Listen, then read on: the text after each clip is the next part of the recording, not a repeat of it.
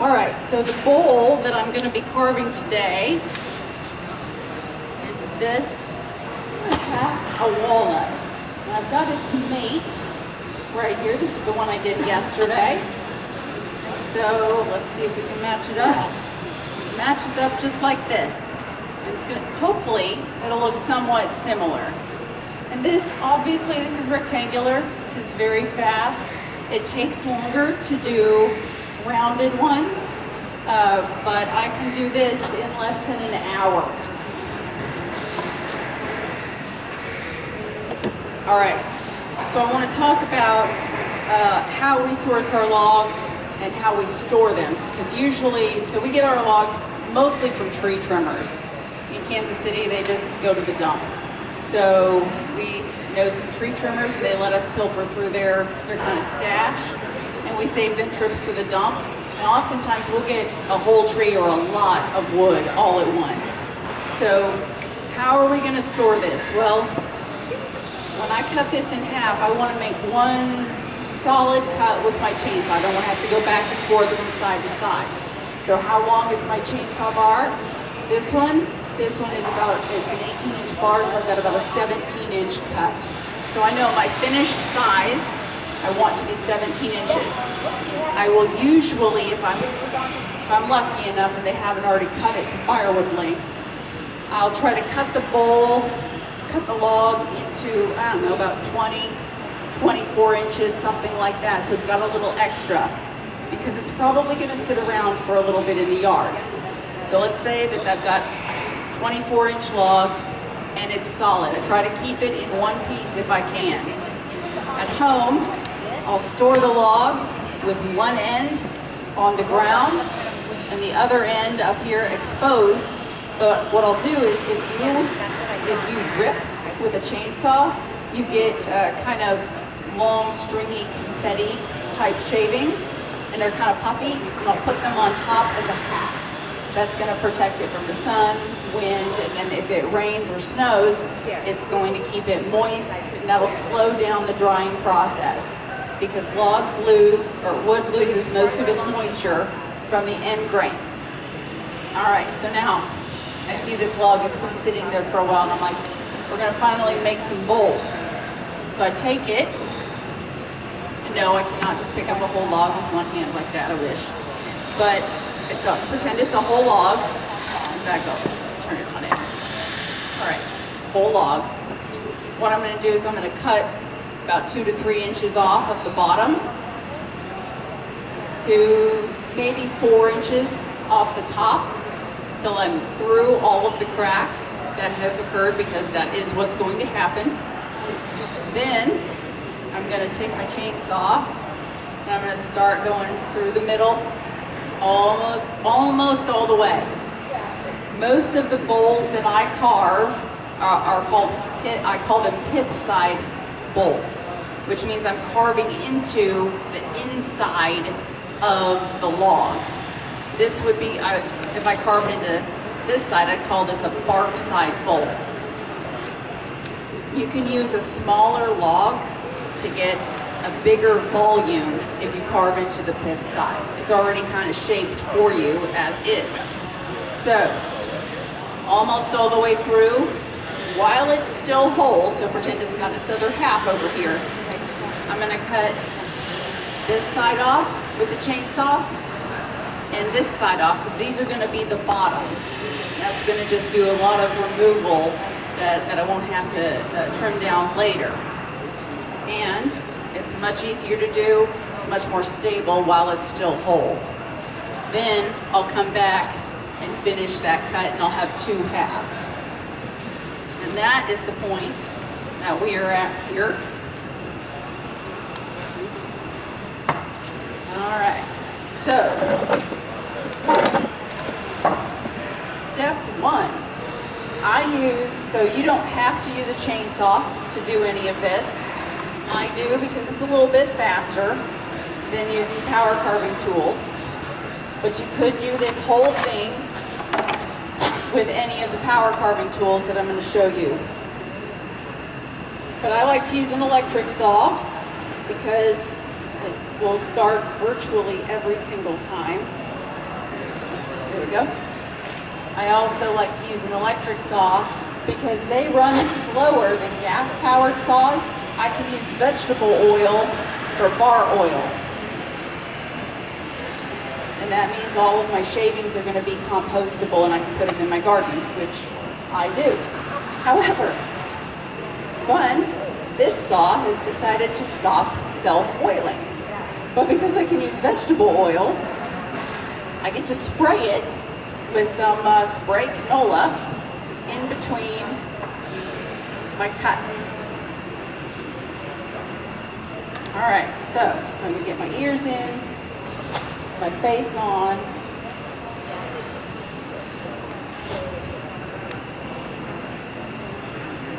All right, there we go.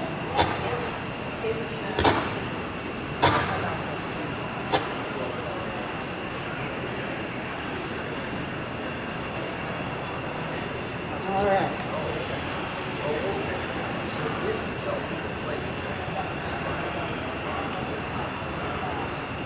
All right, I'm going to try and square this up a little bit. Make an angle.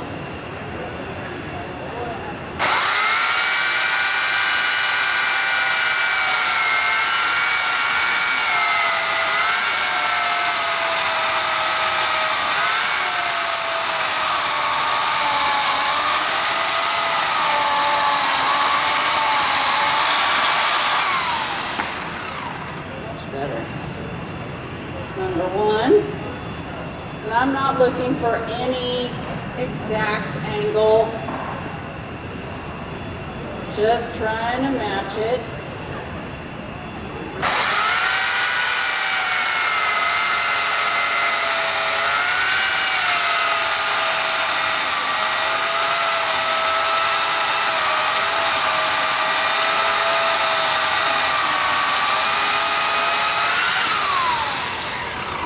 Too worried about having this extra bark. I'll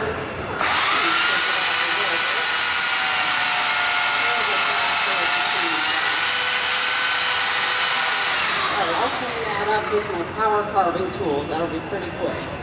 But we gotta spray. Spray it again. Do not want this bar to overheat.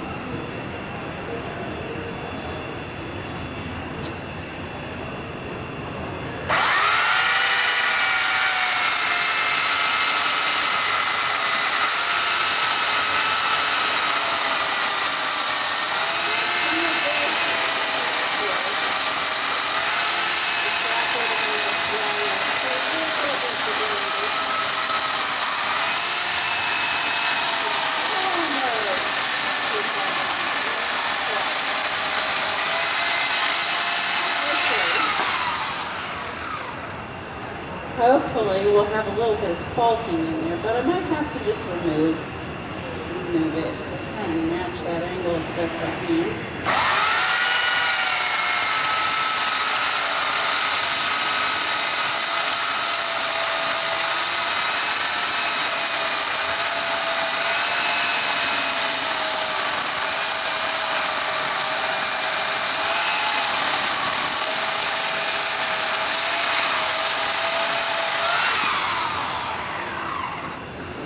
Good job today.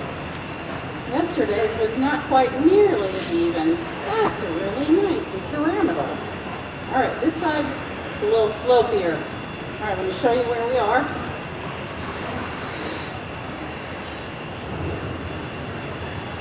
All right, that's what we've got so far. So you can see basic bowl shape, right? All right, now to start cleaning up the outside, my number one power carving tool, the ArborTech Turbo Clean. So it's got 3 carbide teeth, and because it is a bladed tool, I have to be very mindful of grain direction. So let me show you what I mean. It's going to be spinning, and that's particularly important on the end grain here. But it's spinning clockwise like this. Now I will tip my grinder so that only one tooth is going to engage the wood at any point in time. So as this tooth right here is cutting down on this side, that's with the grain. If I accidentally touch that same tooth over here, it's going to grab the end grain and I can get a kickback, or it can tear out. So that's what I mean about being mindful of grain direction.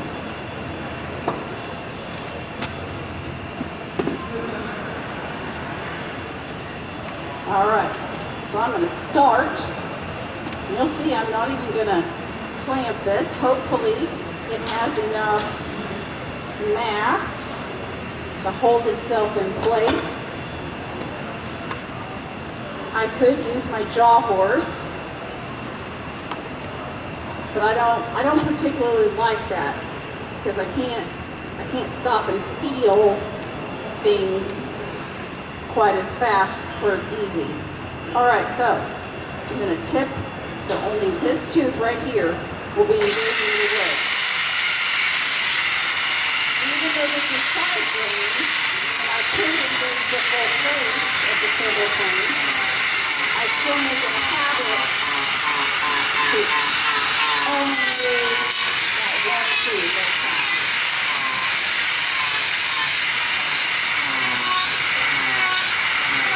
Now this shaft wood is growing a little bit.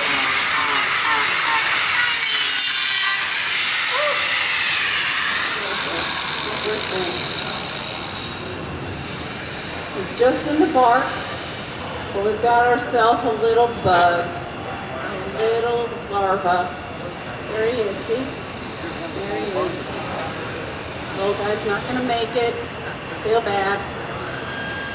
Now, it won't be, I'll be able to tell if there are any more in there. There he is, right there. See that? Got a bug. I get really excited about bugs. And sometimes they're as big as my pinky finger. Fantastic. Yep, poor little guy. All right, let's continue on. Now, I'm not too worried. I caught the other half yesterday. I saw a bug always good. There's no live one. I didn't need it. And that's one of the reasons that we call the outside of the mold first, because that's where the bug use it. And it gives you the bark. Dry it, they're going to still be good.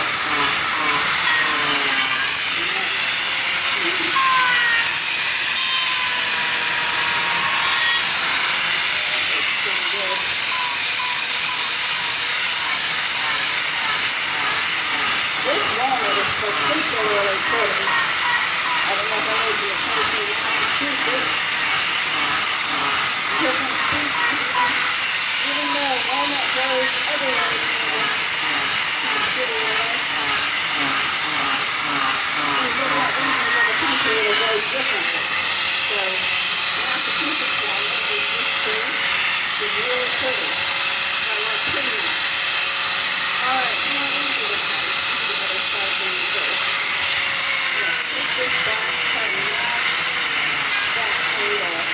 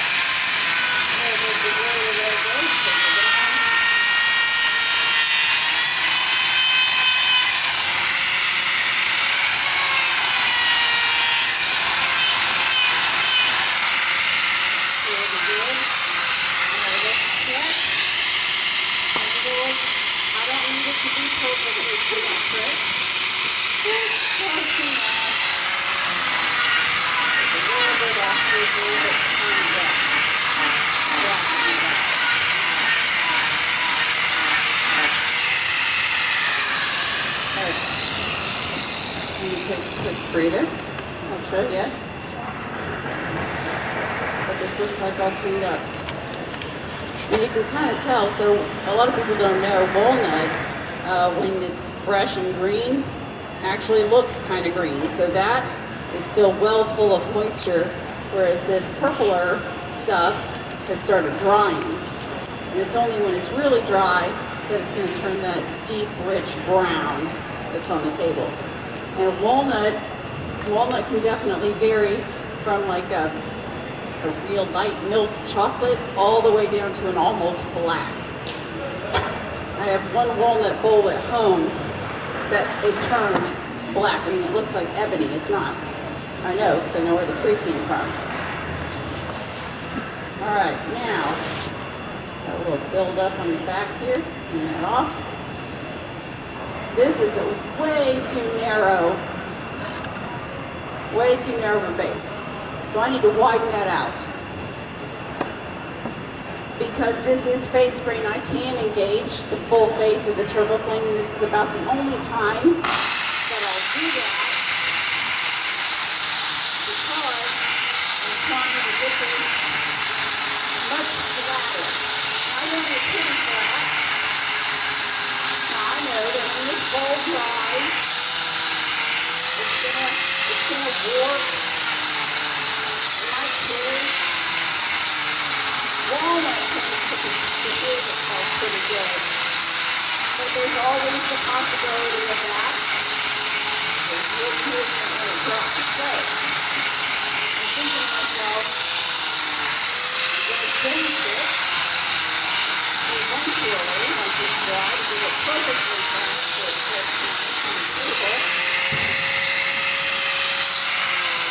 And what's the width of my pointer? That's the lightest I can.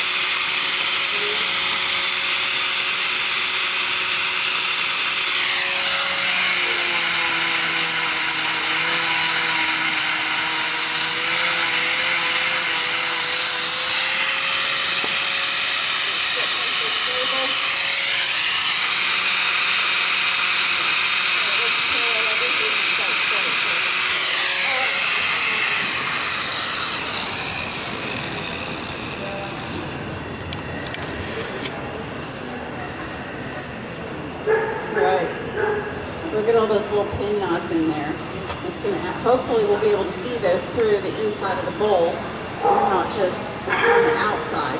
But we'll find out. And so you can see all that's fresh and green, still green and full of moisture. It's already started drying, just a little bit. All right, next step.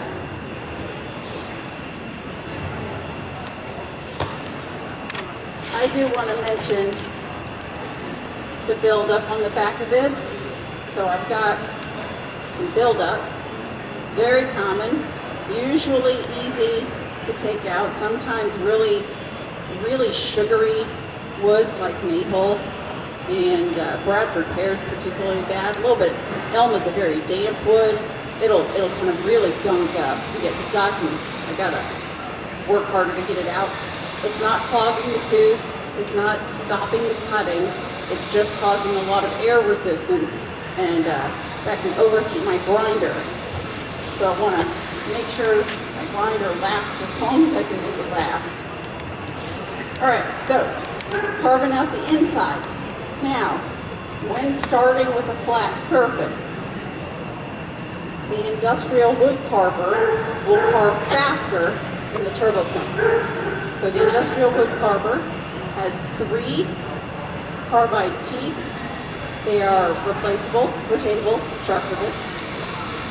And this is an aggressive tool. This is a very fast cutting tool. Now, and it's not super smooth either. You'll see, it's pretty choppy. So usually with bowls, I start with this because it's just gonna blast material away. Once I have a slight concave going, I'm gonna switch back to the turbo plane because it's a much smoother cut. And I have a lot more control with the turbo plane than with this tool. But this is fast.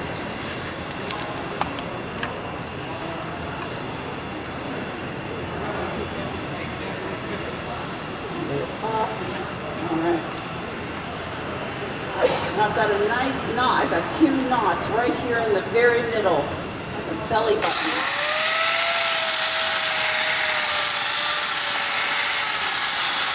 This is a cross, so this spot right here is where all that curly cross bit is. And I'm not taking heavy passes at all. Very gentle passes. Right in that curly green, which jump around a little bit.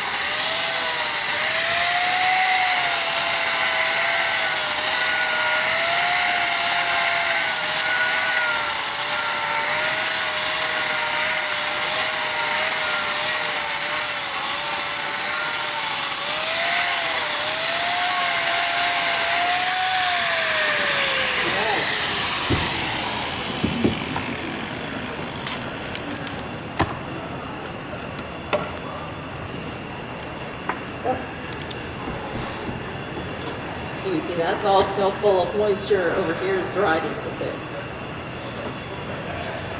So this might have been the side that was on the ground. This might have been the side that was up higher or had already lost some bark maybe. You can see this is a pith. This is the very centermost part of the tree. All right, back to the turbo planks.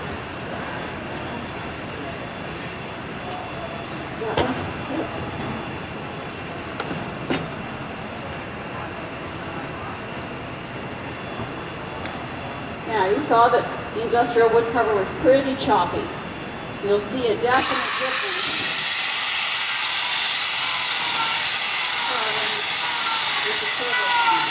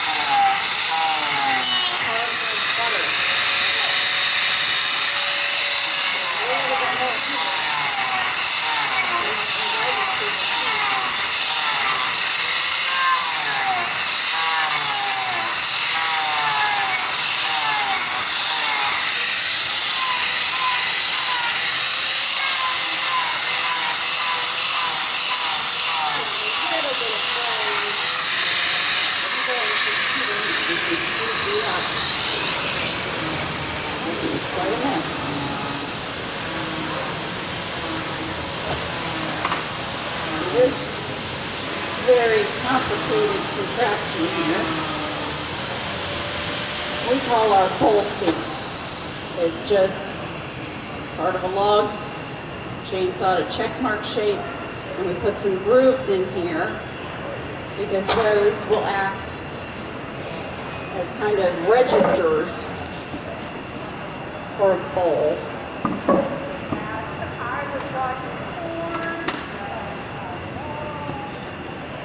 Oh, this is my favorite part. Okay. And so then I can change the angle to whatever is most comfortable and ergonomic. All right. Do a little knee clamp.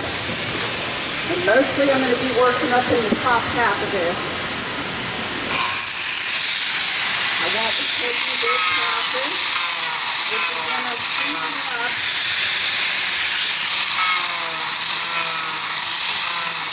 On my final thickness. And I can very easily set the thickness. Not over. There's no magic number. I'm just feeling. I want it to be pretty consistent. If the whole thing is a consistent thickness, it will dry consistently. Taking the bottom thickness. It's quick.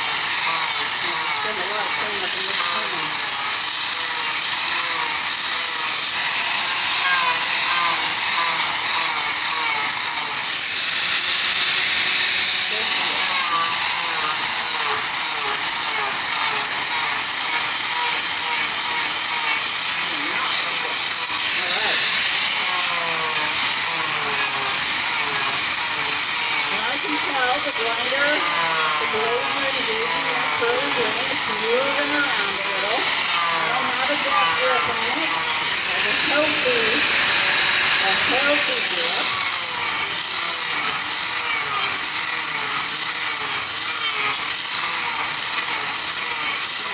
If this is your first bowl, I would not recommend doing this today.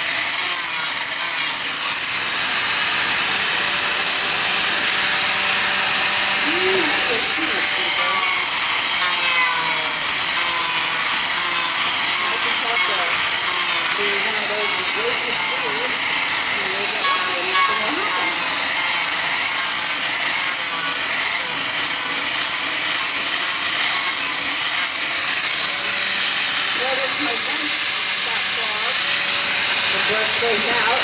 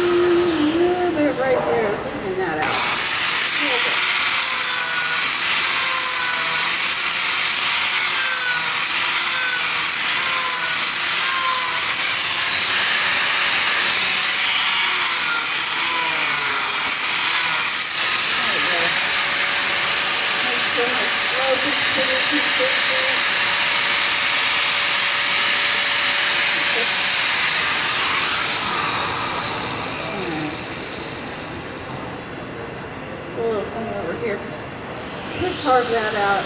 Just carve that out. I'm definitely not carving that one out. I gotta drill a hole. I'm putting an angle. All right. Let me take off here for a second.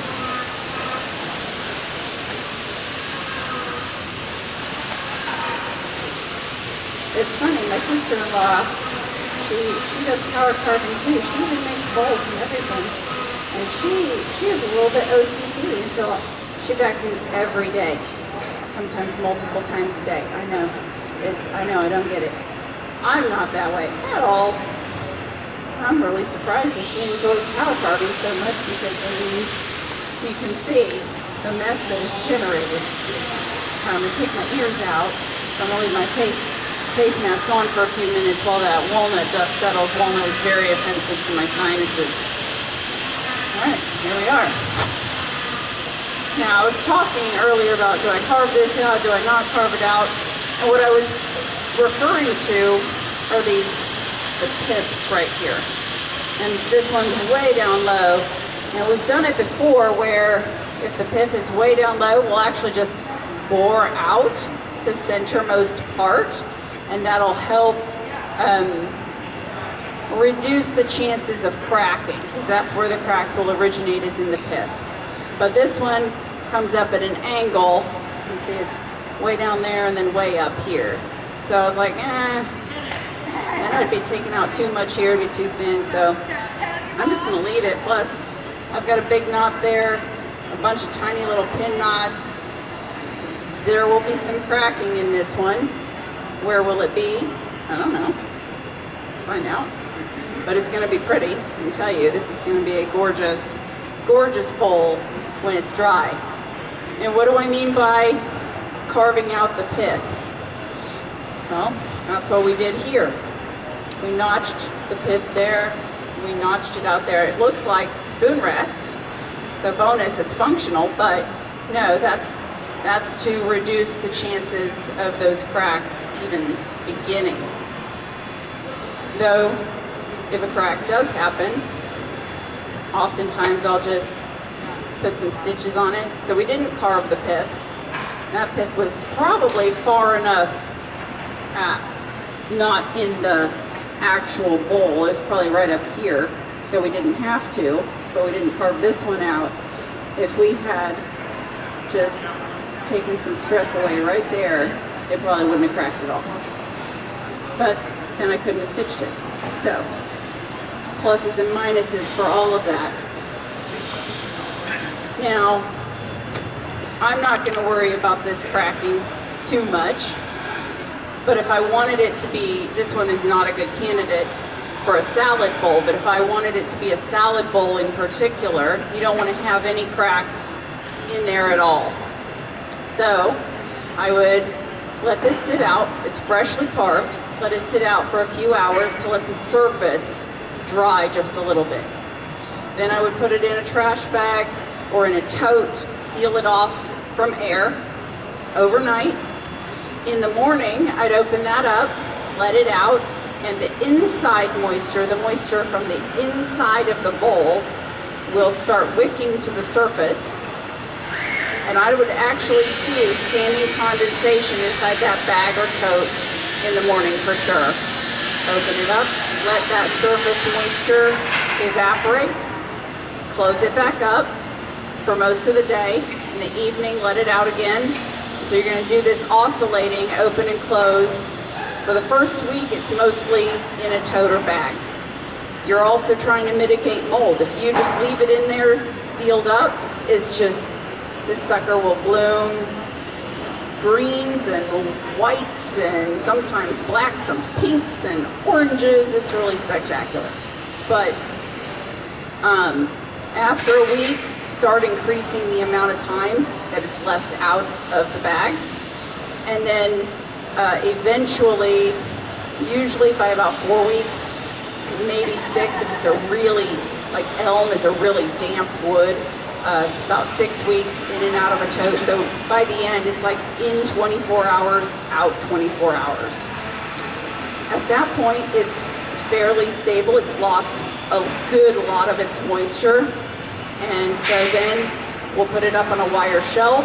Well, we'll date it. I haven't actually been dating any of these bowls. Oh well. We'll put it up on a wire shelf and let it finish drying for about a year.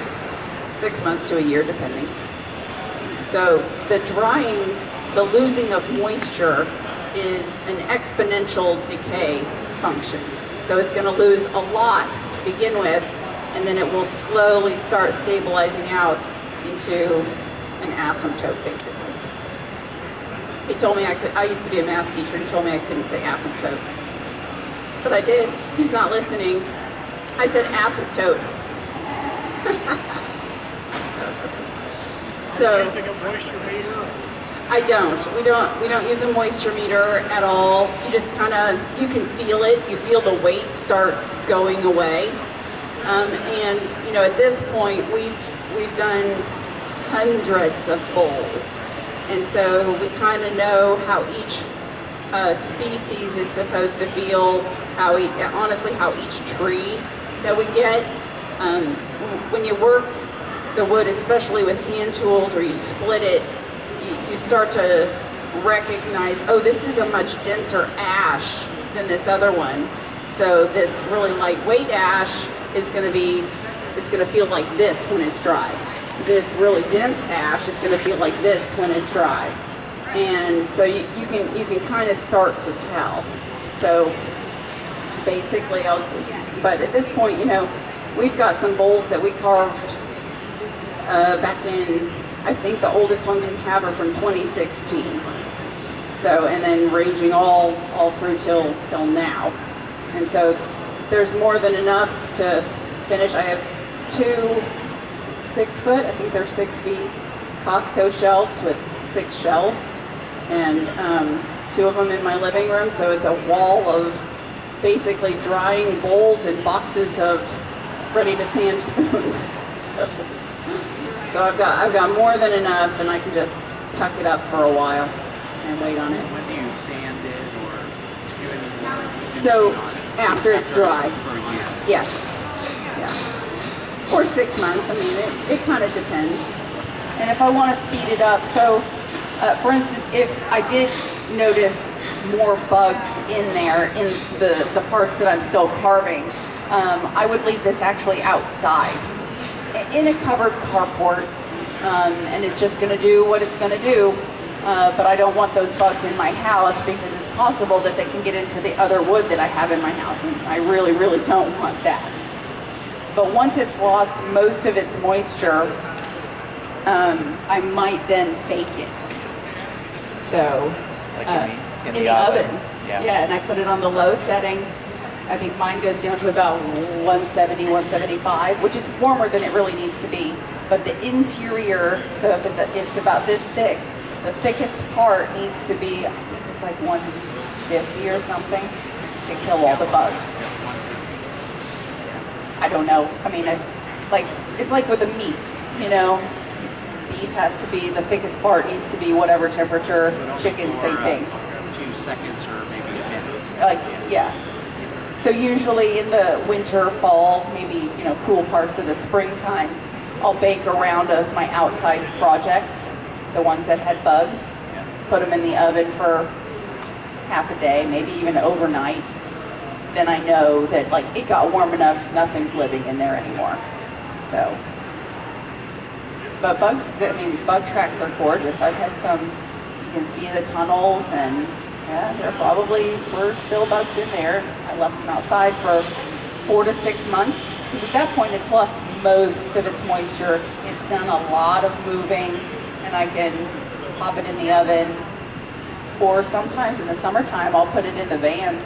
Or my driveway faces southwest, so it's full sun all the time. My van interior is black. Set them on the dashboard. They get hot in there. So. Did you ever use epoxy to fill in your cracks, or? I have not, and there's a whole science behind epoxy, but my personal feeling is, and I know like Urban Timber does a beautiful job, and Tyler has tried to explain all that stuff to me, and I'm like, I'm just not.